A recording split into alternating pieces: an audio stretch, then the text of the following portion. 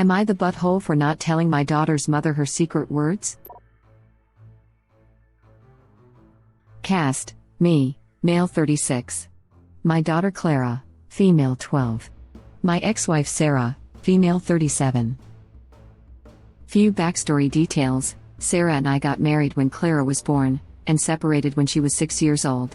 Clara spends her time 50-50 between us with 2-week splits.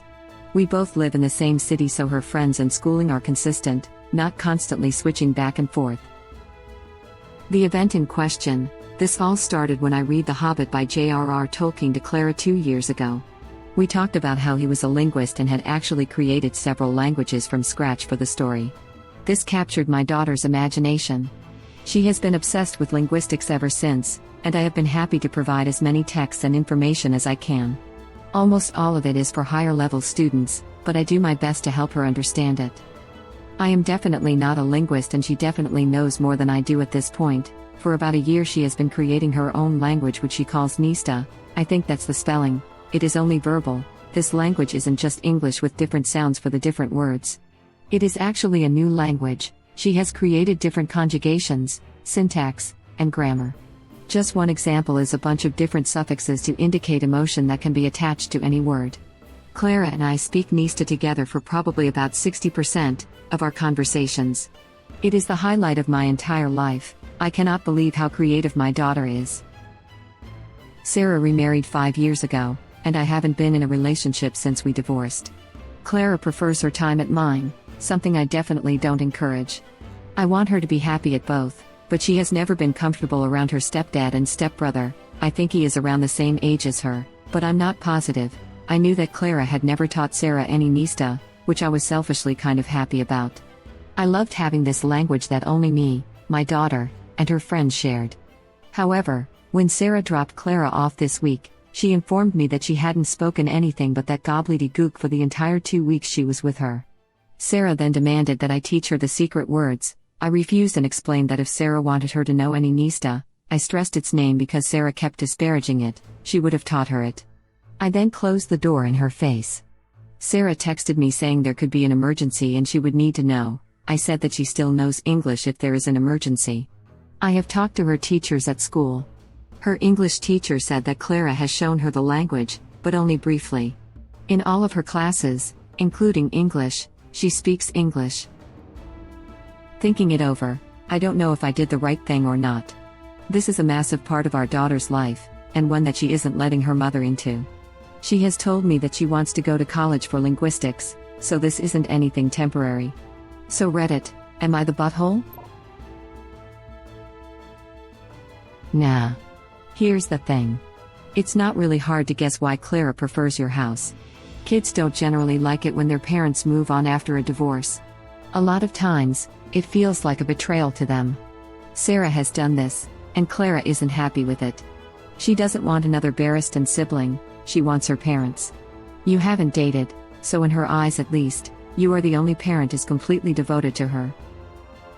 I know it bothers you that Sarah seems so unsupportive of Clara's language, but to you it's a purely happy thing, an example of your child's brilliance and creativity.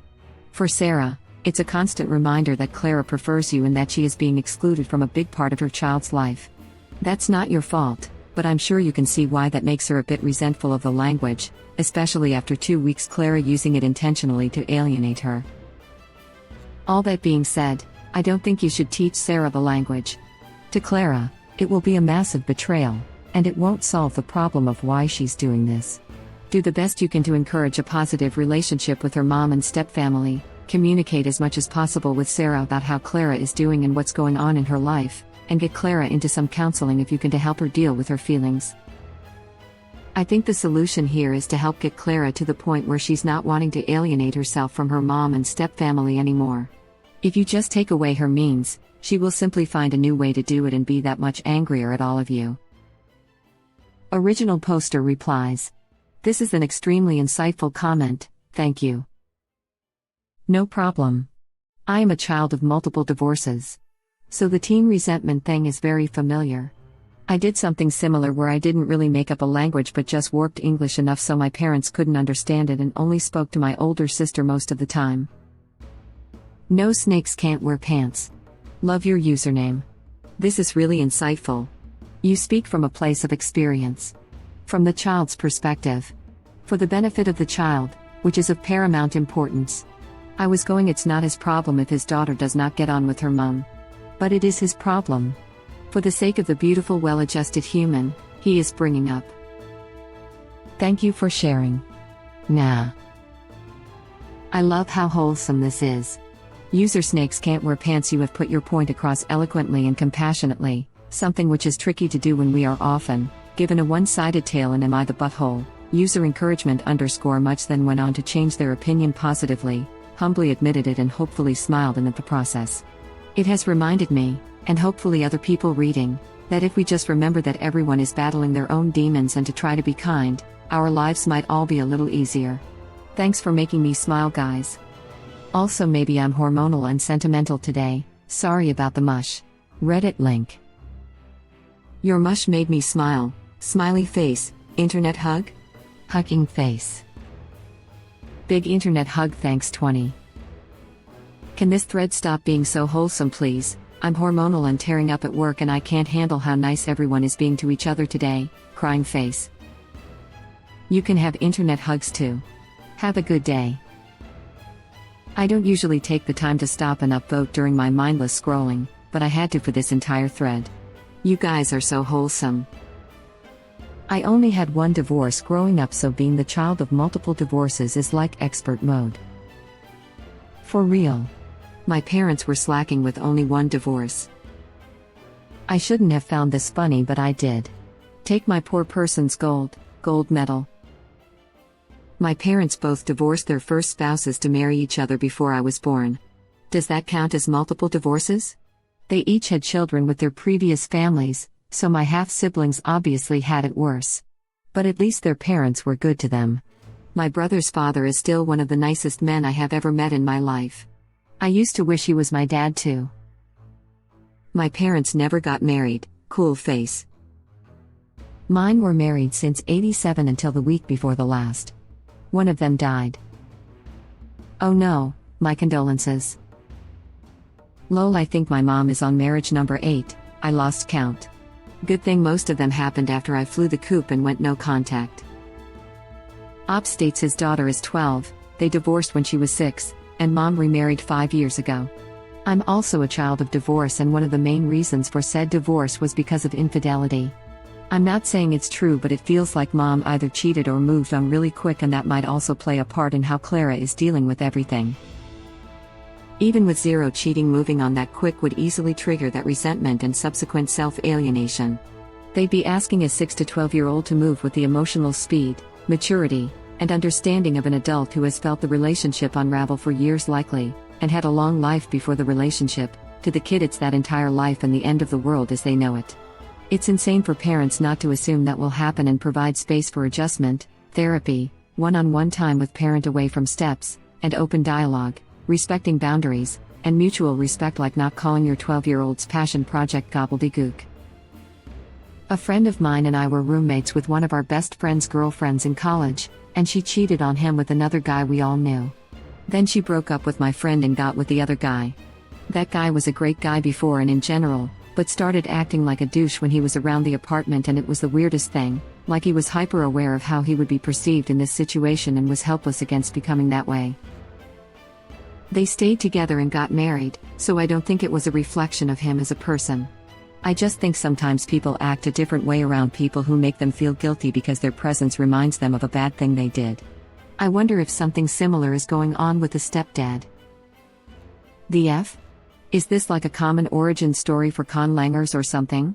If I had a nickel for every time I read about a kid making their own language, well, you say just warping English, but close enough, because of their parents divorcing, just today I'd have 2 nickels, which isn't a lot, but it's weird that it happened twice. I had a friend once who told me that she talked to herself and made up languages to distract herself when her parents were fighting, and continued to do it while they were getting divorced. I don't believe she shared it with anyone else, and I don't think she actually developed it much, but still, it seems similar to me. That's 3 nickels. I came up with a written language when my parents were divorcing. It was pretty much just a one-to-one code with some red herrings, but still lol. A. 1-to-1 code is more encryption than a language, 3.5 nickels.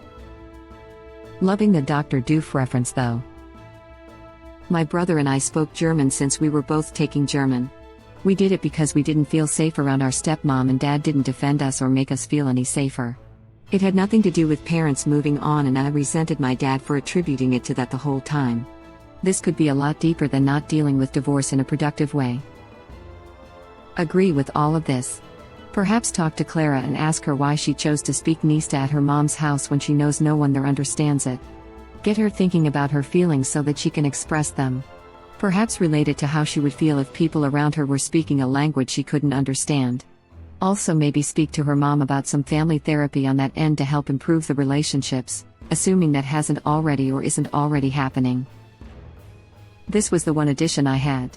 It's fine if she Durant want to share the language with her mom and step family. But while staying with them she should be respectful and speak English. I'm a bit confused. Whom is she speaking with if no one at her mom speaks the language? I think she was speaking Nista to her mom and stepdad, instead of English, to confuse them. He said her friends knew the language, so probably them. The fact her mom is disparaging her language isn't helping here either. Your daughter is alienating her mom because she already feels alienated. I wonder if she's disparaging the language out of frustration. I can imagine if my child started purposefully speaking random sounds to me for 2 weeks without explaining their meaning, by the end I wouldn't be happy either. Did their daughter ever try to include mom in the language, or did she always use it as a way to exclude herself from communication to that whole household? Made up language or not, it is rude to only speak a language you know your friends/family don't speak around them when you all have a common language. BTW, learn how old the stepbrother is. That's a basic detail of a big part of your daughter's life. I forget how old my own sister is. I forget my mom's exact birth date regularly. Some people just have bad memories, and things like exact ages and birthdays are not easily recalled. No, you're not understanding. If he's still a little boy, that's one thing, but if he's a little older than her and being even slightly inappropriate toward her, you need to know. Would you not want to know about issues between them, regardless of stepbrother's age? The issues can be very different. I would be less worried about a slightly bratty younger stepbrother than I would a creepy one who's being overtly sexual. Right. My point is that I wouldn't be totally out of the loop on either one of those things happening because I didn't know the kid's exact age. If I am told there was an issue, regardless of the nature, there would be some follow-up questions. The Nista is likely also a sort of a coping mechanism. It's totally under her control, and it would be cruel to take away the comfort that speaking it might provide her when she's not feeling at home at her mom's house. And I'm happy that you have such a special bond with her. It might also be helpful to have a talk with Clara and explain to her that it's not appropriate to speak Nista while she's at her mother's, and that it's frustrating for anyone to not be able to understand what others are saying in any language, not just Nista.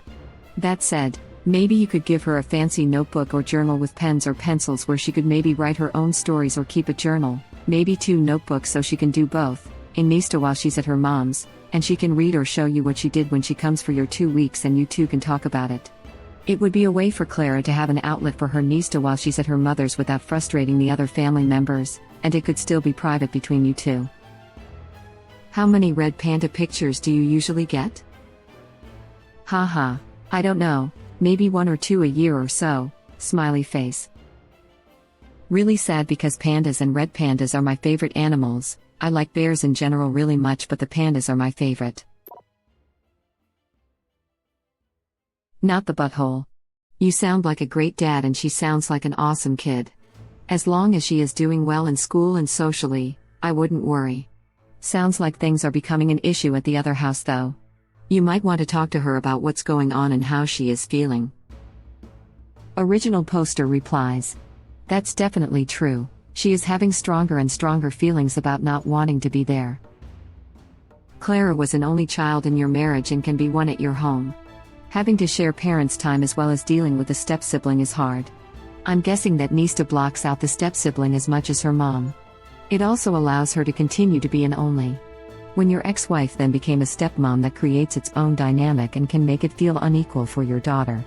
Stepkids either are doted on or forgotten. It feels like your home doesn't have that.